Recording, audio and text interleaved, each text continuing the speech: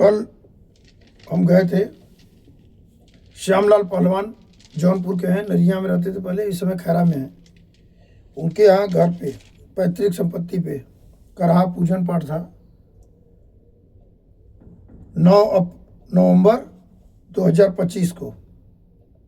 तो वहाँ हमने बहुत कुछ सीखा, क्योंकि मैं मिला भी, जैसे लालजी पहलवान हिंद केसरी, पूरे भारत में जब वो रेसलिंग कुश्ती लड़ते थे तो उनको पटकने वाला कोई नहीं था। और कल्लू पहलवान उत्तर प्रदेश केसरी रह चुके हैं। ये लोग रह चुके हैं अपने ज़माने में, अब तो बहुत काफ़ी उम्र के हो गए हैं। तो हमको ये चीज़ सीखने को मिला। और वहाँ पे बहुत लोग मिले जैसे आए हमारे पास, वो लोग पहले हमको बचपन से देखे हैं। हमारे यहाँ भाई साहब थे अशोक पहलवान, और कल आए तो सम्मान दिए, तो हमको भी हुआ, जैसे पैर पकड़ते हैं। तो सबसे मेन है कि जहाँ पैदा हुए पहले वहाँ पूजनीय हो, जो आपको जन्म से जानते हो।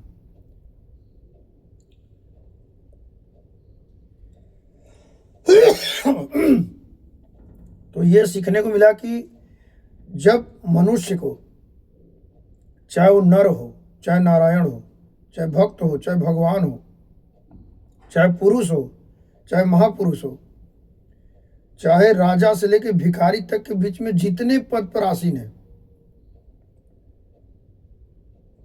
चपरासी से लेकर जितने उच्च पद हैं, मनुष्य से लेकर कोई जीवात्मा, जन्म है तो अंत निश्चित तौर पर होना है।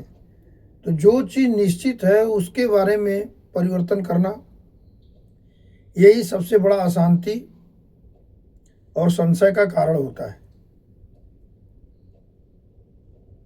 तो इसको तो निकाल दें भ्रम से, दिमाग से। और कर्म प्रार्थना इच्छा, हम पढ़ाई कर रहे हैं, सन्यासी हैं, तो हम गृहस्थ की इच्छा करें, सांसारिक इच्छाएं करें। पढ़ाई कर रहे हैं तो नौकरी का करें। तमाम तरह की ऐसी हैं। बीमारियां लग गई तो किसी को शुगर है, तो जो तमाम बीमारियां हैं 148 के लगभग, जो इसको मना किया गया उसी को आप करें। तो यही सबसे बड़ा इच्छा, आपकी इच्छा संशय पैदा करती है। जिसकी जब जरूरत हो, विज्ञान की जरूरत है विज्ञान का सहारा लें, अध्यात्म की जरूरत है अध्यात्म की सहारा लें, जो उसके ज्ञाता हो, जो उसको अमल करते हो। ये नहीं कि किताब पढ़ के कोर्स पढ़ के सुनाए और सफलता पाए नहीं, समाज किसी तरफ बना दिया, सफलता दिला दिया या वो कर दिया मतलब जो भी पद पे आप आसीन हुए, रियल में आप उसको कर्म इंद्रियां ज्ञान किए हों, मन से कराए हों, आपका आत्मा साक्षी है। तो ये सीखने को मिला। जैसे होता है इच्छा की भागती है, इच्छा क्यों भागती है? जैसे हम सन्यासी हैं, हमारी गृहस्थ जीवन जीते हैं, तो कई लोग तो यही क्वेश्चन पूछे कि स्वामी जी मन ही नहीं मानता है। मन कैसे मानेगा? मन और इच्छाएं तभी मानेंगी जो हम बार बार बोलते हैं यूट्यूब पे, हमको सुनिए, उसको स्वामी रमेशानंद बेचू जो है ध्यान से सुनेंगे और उसको अपने जीवन में उतारेंगे, तभी सफलता मिलना न मिलना ये गुरु ईश्वर प्रकृति के कृपा और माता पिता पैदा न करे तो इसका आपको अनुभव नहीं होगा। तो बार बार हम बोलते हैं माता पिता गुरु ईश्वर प्रकृति, परिणाम इन्हीं के हाथ में है।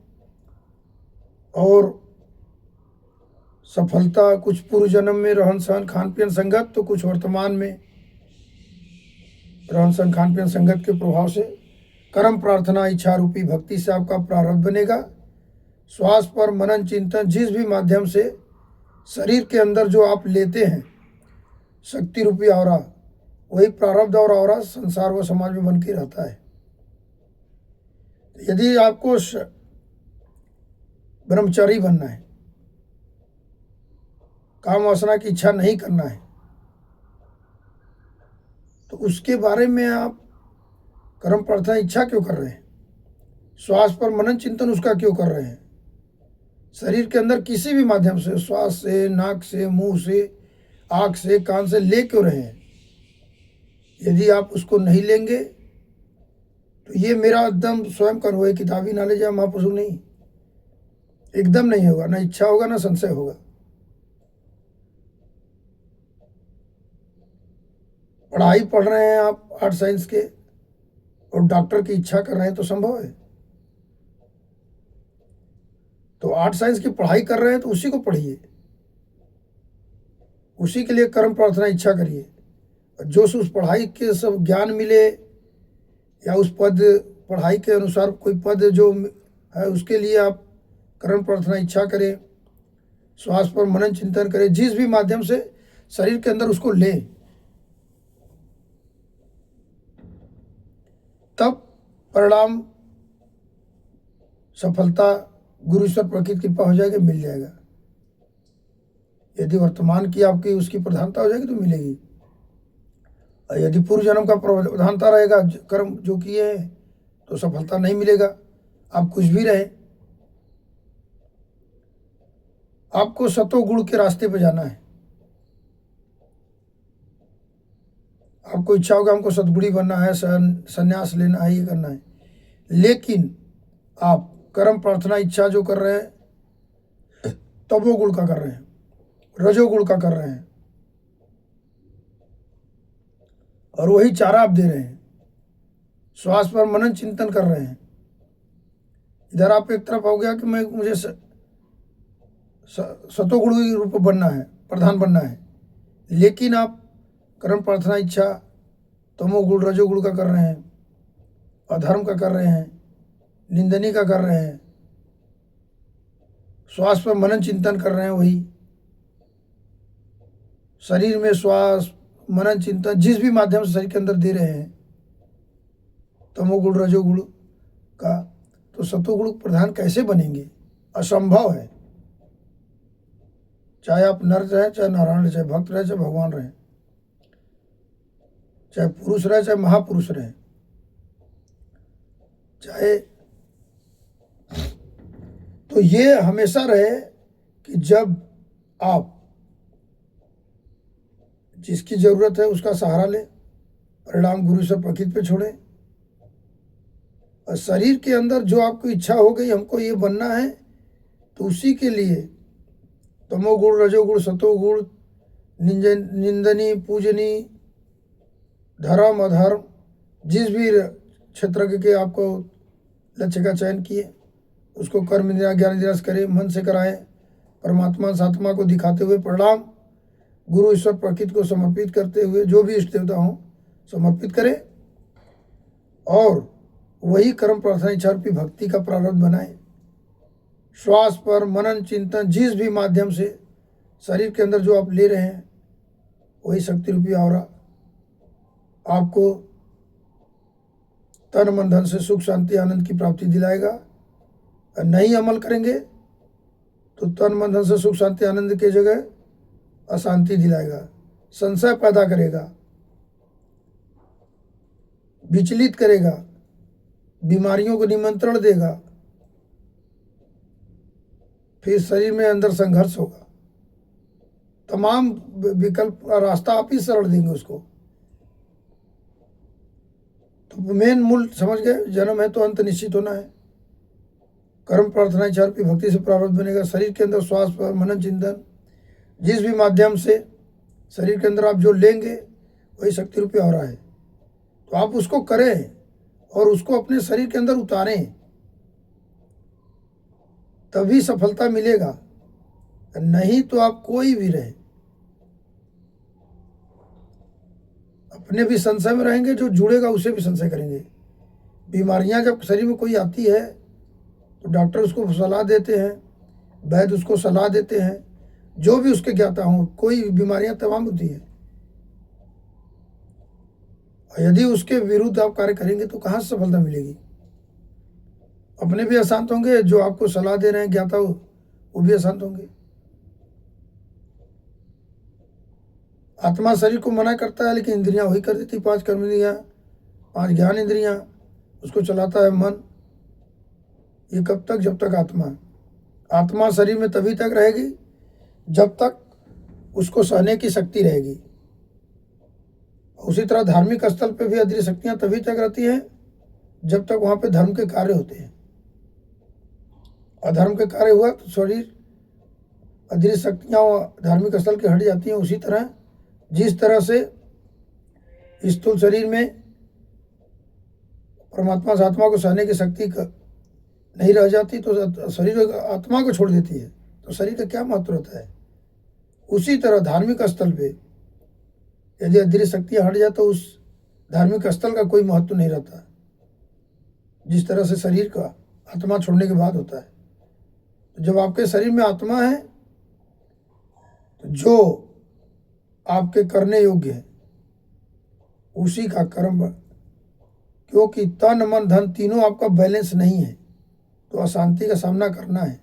बैलेंस करने के लिए आपको ही कर्म प्रार्थना इच्छा रूपी भक्ति का प्रारब्ध बनाना है। श्वास पर मनन चिंतन जिस भी माध्यम से शरीर के अंदर में जो आप ले रहे हैं शक्ति रूपी आवरा आपको ही बनाना है। उसी तरह परिणाम गुरु ईश्वर प्रकृति कृपा से मिलता है।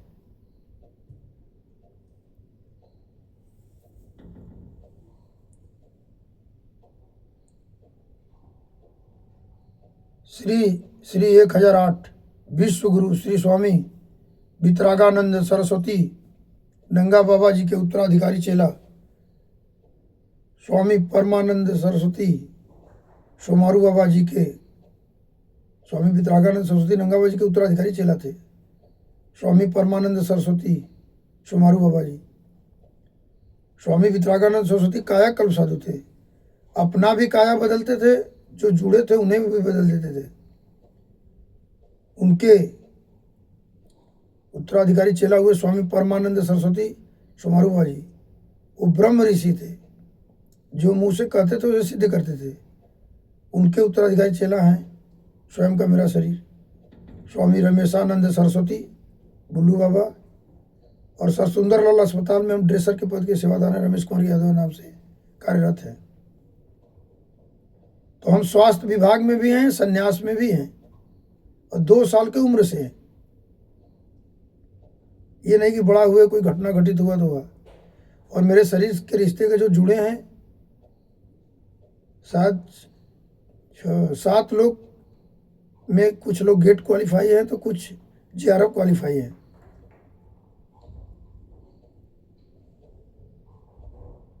तो ये चीज़ होना चाहिए। जब कोई थोड़ा सा पढ़ लिख के कोई सफलता मिलता उड़ते हैं तो हमें हंसी भी आती है जो उपदेश देते हैं।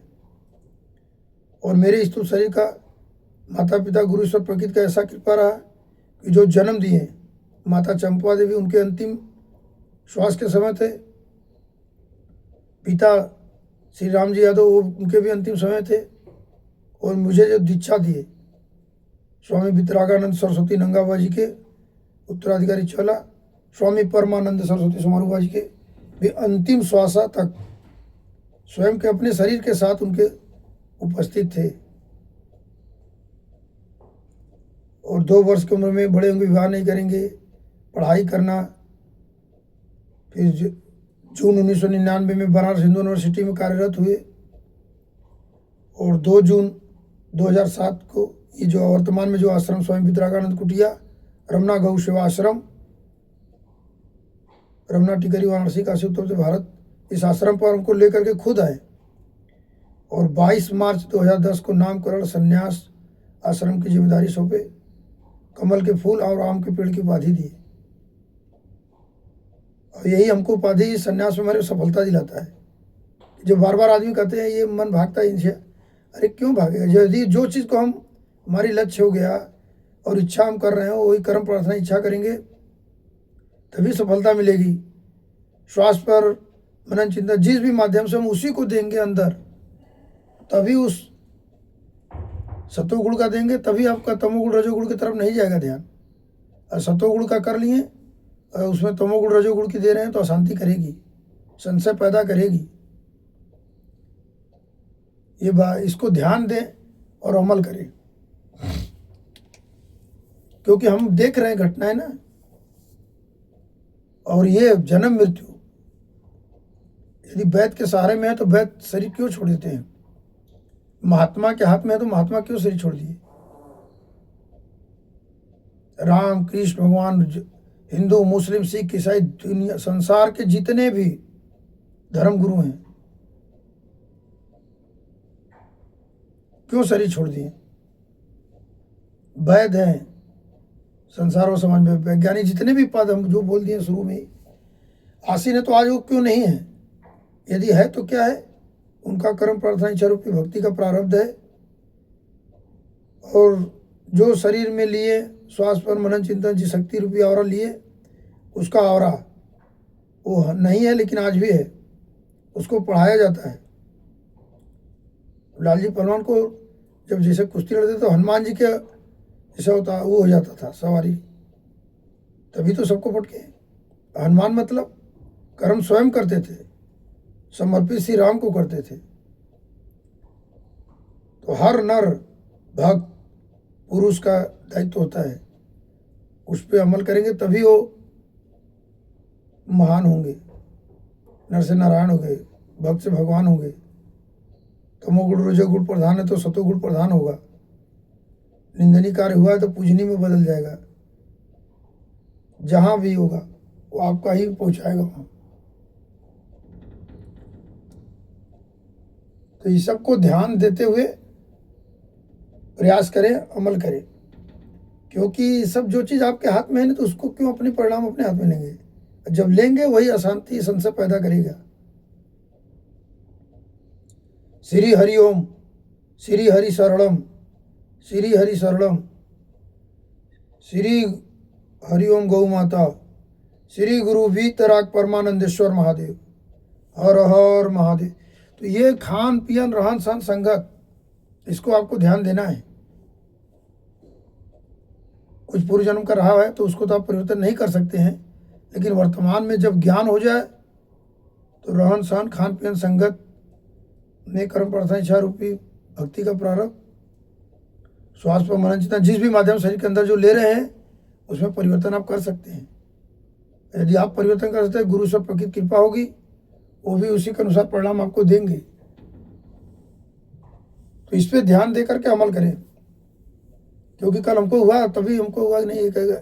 ये भी है कि कैसे आदमी विचलित होते हैं, क्या है।